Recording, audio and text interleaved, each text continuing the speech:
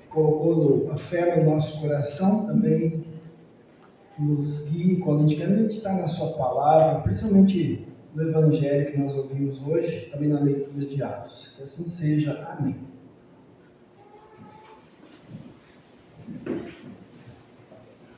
Vou começar fazendo uma pergunta bem fácil. O que a gente vai comemorar domingo que vem? Não amanhã, domingo que vem. Dia das Mães, né? E as mães, apesar de que elas têm muitos planos, muitas esperanças para os seus filhos, as mães nunca podem ter total certeza de como os filhos vão ser, como é que vai ser o comportamento deles, como é que vai ser os gostos dos filhos, que escolhas eles vão fazer. Mas as mães foram escolhidas para ser mães. E elas são desafiadas, a fazer o melhor que elas podem pelos seus filhos. E isso inclui aceitar muitas mudanças. Hoje ainda a gente comentou com alguém, a minha esposa, mãe de 3 filhas, né? Eu também. A gente teve que enfrentar uma mudança agora. E não deu para escolher muito. Nós ficamos aqui e as filhas ficaram lá. Muitos pais aqui talvez já enfrentaram essa escolha, né? É uma escolha da vida, dos filhos. Vão estudar fora, vão trabalhar fora, né? Então, por que eu estou falando de escolhas? Porque os textos que a gente ouviu hoje, especialmente João 15 e Atos 10, mostram também que na vida cristã a gente tem desafios, escolhas. Mostram que alguém escolhe a gente e alguém desafia a gente.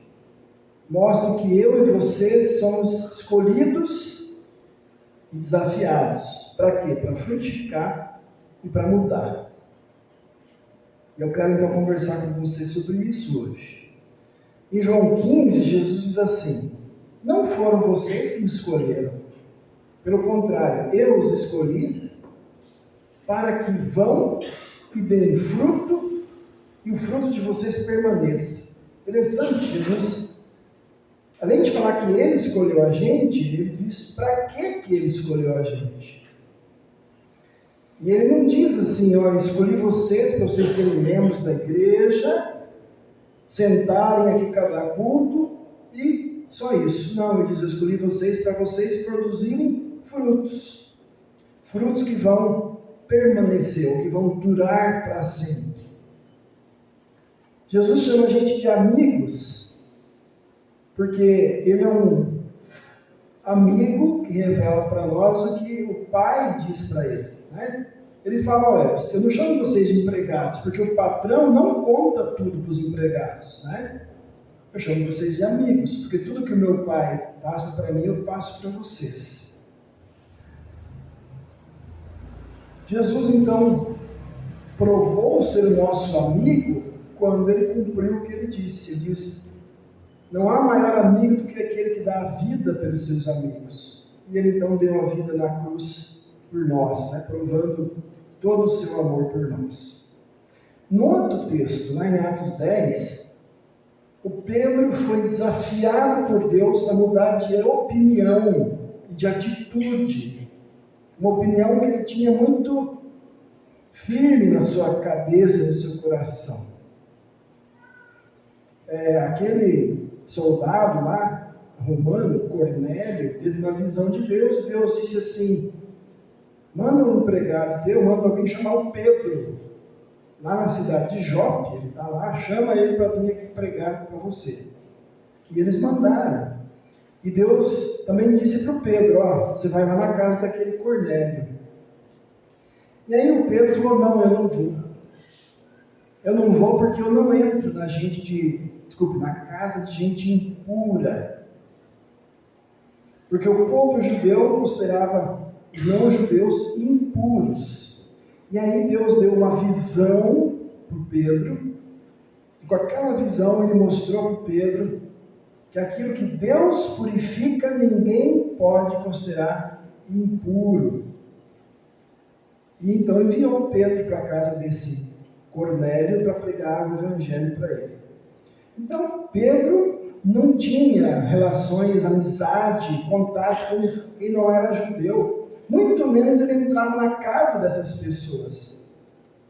Mas Deus mostrou para ele: você vai ter que mudar de atitude, porque eu estou te mostrando que aquilo que eu purifico não é mais impuro. Então, desafiado, pela essa visão e pela ordem de Deus, o Pedro mudou de pensamento, de atitude, de comportamento. Teve que deixar para trás preconceitos que ele tinha, ideias que ele tinha antes, para fazer uma coisa que talvez ele nunca tinha feito antes: entrar na casa de estranhos, pessoas que não eram do seu povo, não eram da sua religião, e lá naquela casa falar de Jesus para eles. Então, hoje também é assim, meus irmãos. Vocês e eu somos escolhidos, desafiados a frutificar e a mudar. Nós todos aqui somos filhos. E nenhum de nós escolheu nascer. Nem onde nascer. Eu sempre brinco com a minha filha mais nova. Se a minha filha mais nova tivesse nascido, acho que 1000 metros mais para a direita no mapa, ela era argentina. Então, a gente não escolhe. E a minha filha do meio, que veio aqui com a gente, se ela tivesse nascido alguns quilômetros mais para a esquerda, ela era brasileira, mas ela nasceu na Argentina. Então a gente não escolhe onde nascer, quando nascer, nem quem vai ser o nosso pai e a nossa mãe. Então, da mesma forma, nós não escolhemos ser amigos de Deus, nós não escolhemos ter a sua salvação. É sempre Deus que escolhe a gente.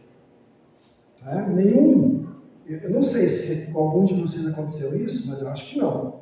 Acho que nenhum bebê cutuca a barriga da mãe e fala: ô mãe, eu não quero nascer aqui em Afonso Cláudio, quero nascer lá em Colatina. Não, Então, nós também não temos essa capacidade de escolher Jesus. Ele sempre que escolhe a gente, Ele nos dá de graça a fé através do Espírito Santo que está na palavra, no batismo e na Santa Ceia. E aí, quando a gente é escolhido por Jesus, Ele desafia a gente a mudar. E não é mudar de cidade, como eu mudei para cá.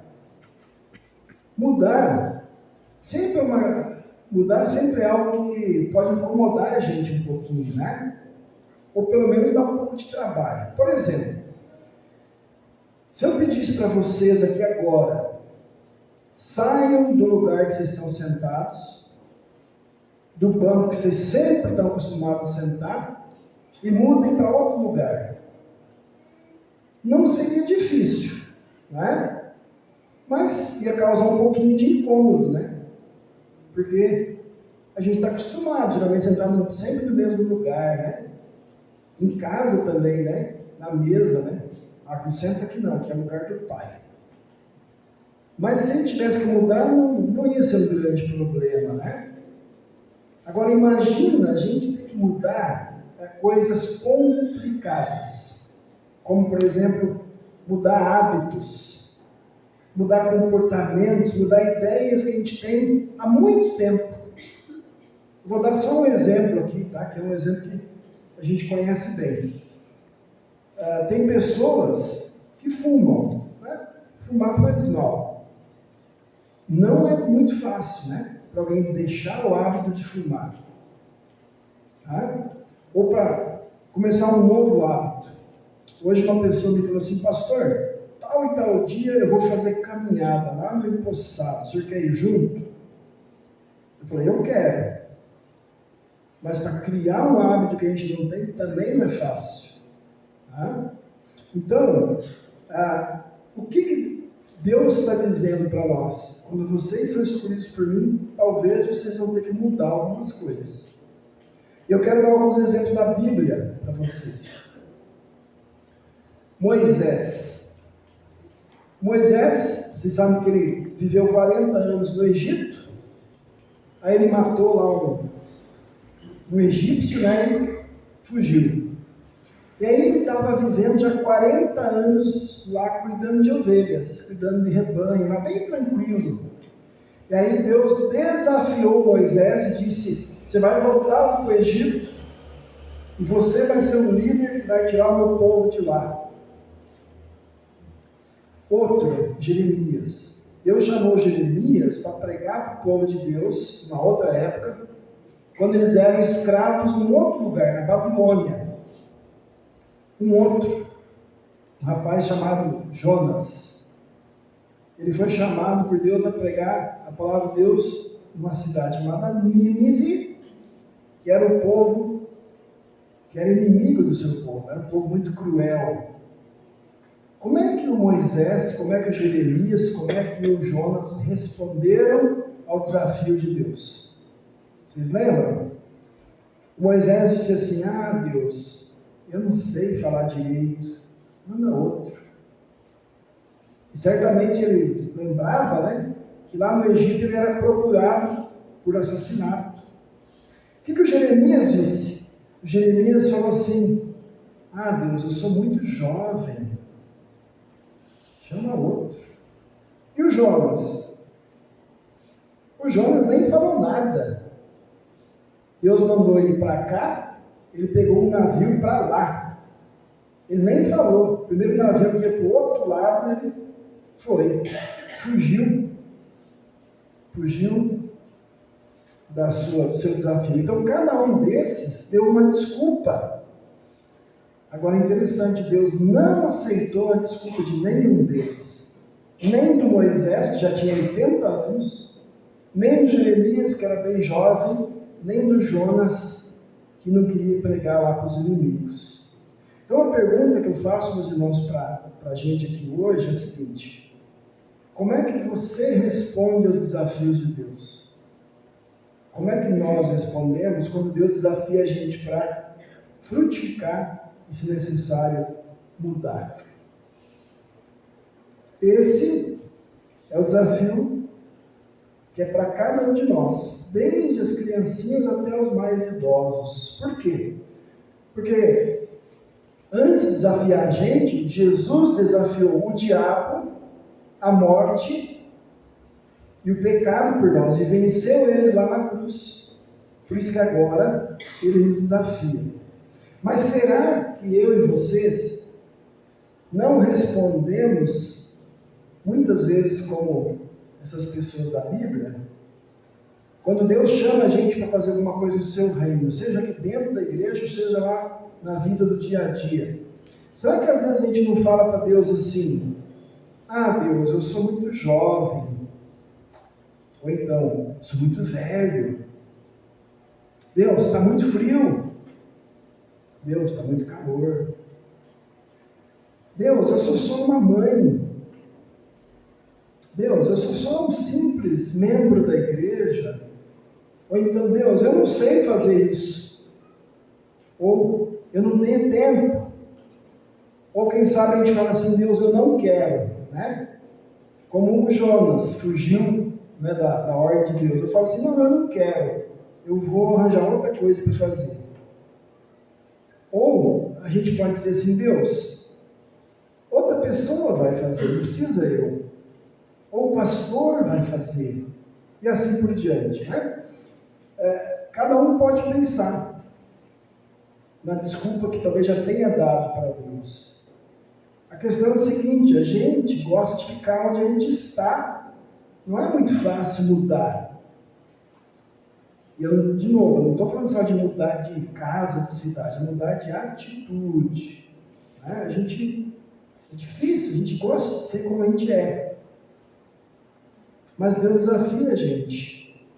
Não sozinhos, a gente unidos a Jesus, unidos ao seu amor, Ele desafia a gente a frutificar e mudar de atitude. Eu procurei uma figura que falasse de mudança, né? Uma delas, você já deve ter visto, por exemplo, é quando uma lagarta, depois de um tempo, ela vira uma borboleta, né? É uma transformação muito bonita. Mas eu coloquei essa aqui, né? Se a semente não mudar, nunca vai produzir frutos, né? Ela tem que mudar a cada estação, até produzir espiga e produzir outras sementes.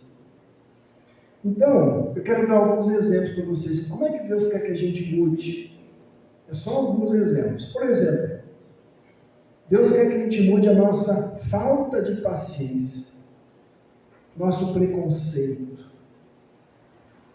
Ele quer que a gente seja mais perdoador, que a gente ame realmente uns aos outros, como a gente ouviu na leitura da epístola, né? Quando a gente acha ou tem certeza que alguém nos ofendeu, Deus quer que a gente, se a nossa atitude é assim, Julião me ofendeu, eu vou esperar ele vir falar comigo. Deus quer que você tenha paciência e, se necessário, vai você falar com ele. Mudar de ideia, mudar aquela ideia que alguns ainda têm, que a igreja está aqui só para nos servir, né? Quando eu preciso da igreja, eu vou lá. Quando eu não preciso, eu não vou mais. Né? Achar que a igreja, o pastor, os irmãos estão aqui para nos servir, enquanto que Jesus diz: sirvam uns aos outros. Mudar um hábito que talvez a gente tenha, e não é por mal, né? Mas talvez a gente tenha um hábito de, antes do culto ou depois do culto, conversar sempre com as mesmas pessoas. E às vezes a gente poderia conversar com algumas que a gente não conhece ainda, que são nossos irmãos na fé. Ou conversar com alguns visitantes, né? Cumprimentar e tal. É um hábito que a gente pode mudar. Mudar o pensamento de que os outros vão fazer as tarefas da igreja, da congregação. Então eu não preciso me envolver. Outros vão fazer. Mudar essa ideia. Tem coisas e tem oportunidades para todo mundo ajudar. Outra coisa. Mudar aquela ideia de achar assim: eu já fiz muito pelo reino de Deus, então não tem mais nada que eu preciso fazer ou que eu posso ajudar. Não. Tá? Alguém me falou ontem, eu acho, né, de um vovozinho de 100 anos, que ainda ajuda, que ainda trabalha, né? Então mudar essa ideia: eu já fiz muito, então não tem mais o que eu fazer. Por outro lado, mudar, se alguém tem essa ideia, é a seguinte: tudo que eu faço na igreja, Deus tem que me recompensar. Não, eu faço porque Deus já me recompensou com a salvação. E um último exemplo, que a gente é tentado a fazer isso, e alguns irmãos fazem, é mudar o costume de não estar sempre aqui na casa de Deus. De estar presente sempre onde Deus abençoa a gente com a palavra, com o batismo, com a Santa Ceia. Que é principalmente o quê? O culto, os estudos bíblicos. E aí tem outras oportunidades, né? Grupo de servas, de leigos, jovens, assim por diante. Então veja, eu dei aqui alguns exemplos do que às vezes Deus está desafiando a gente a mudar. Cada um de vocês pode pensar na sua vida e fazer a sua lista do que você acha que Deus quer que você mude. O que você acha que Deus quer que você frutifique mais? Então, nós como membros, individualmente, como igreja, Deus sempre está desafiando a gente a mudar, a frutificar para o seu reino, como Ele desafiou Moisés, como Ele desafiou Jeremias, como Ele desafiou o Jonas, o Pedro, né? O Pedro na casa daquele homem, como Ele desafiou o Paulo, como Ele desafiou o Lutero, e assim por diante. E eram pessoas iguais a nós, meus irmãos. Não eram pessoas super poderosas, heróis. Era gente igual a vocês, pecadores. Mas Deus desafiou eles e deu força para eles enfrentarem as mudanças. Então esse mesmo Deus desafia a gente. É o mesmo Deus que em Cristo escolheu a gente para ser salvo. Então olha que coisa boa. Vocês e eu não precisamos fazer mais nada para ganhar o céu já está ganho. Mas Deus quer que a gente faça tudo que a gente puder para levar o céu para outras pessoas. Ele diz para Moisés: eu vou estar sempre com você. Ele diz para Jeremias: não tenha medo de ninguém, porque eu vou estar com você para proteger você. E ele diz para todos nós: eu vou estar com vocês todos os dias até o fim do mundo. Esse Deus, meus irmãos, primeiro escolheu a gente e fez uma mudança na nossa vida. Qual foi a mudança? Ele transformou a gente de pecadores condenados ao inferno em pecadores perdoados, salvos, e que caminham para o céu. E deu para nós uma vida nova, já aqui nesse mundo. Então, ele escolheu a gente, trouxe mudança, trouxe renovação nas nossas vidas. E na vida da igreja também. E nós podemos ter certeza, meus irmãos, que os desafios que Deus coloca para vocês, para mim, Ele vai também dar forças para a gente enfrentar esses desafios. Ele vai preparar a gente. E quando a gente tem dúvida, né? Quando falta coragem para a gente mudar e produzir frutos, Ele vai lá, através da sua palavra, nos encorajar. Como eu falei antes, mudar nem sempre é fácil. Algumas mudanças são mais fáceis, algumas são bem mais difíceis, né? Mudar e frutificar para Deus também às vezes é difícil, às vezes é até doloroso, porque a gente tem que sair do nosso conforto, né? A gente tem que sair do nosso comodismo, a gente tem que sair daqueles hábitos que a gente tem há muito tempo. Mas, olha só, como as mães, eu tenho certeza que elas gostam de ver os seus filhos frutificando. O que quer dizer isso?